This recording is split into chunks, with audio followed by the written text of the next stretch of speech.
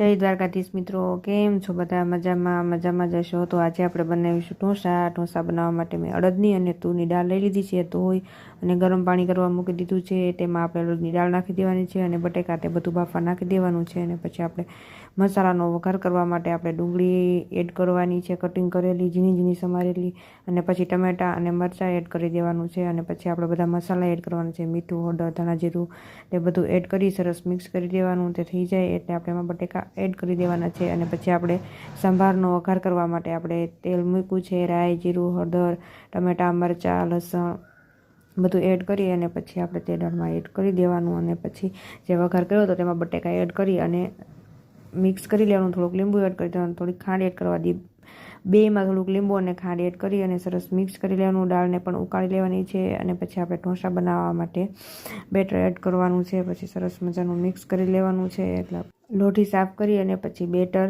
આપણે તવા ઉપર પાથરી લેવાનું છે. તો આપણા ઢોસા તૈયાર છે મિત્રો.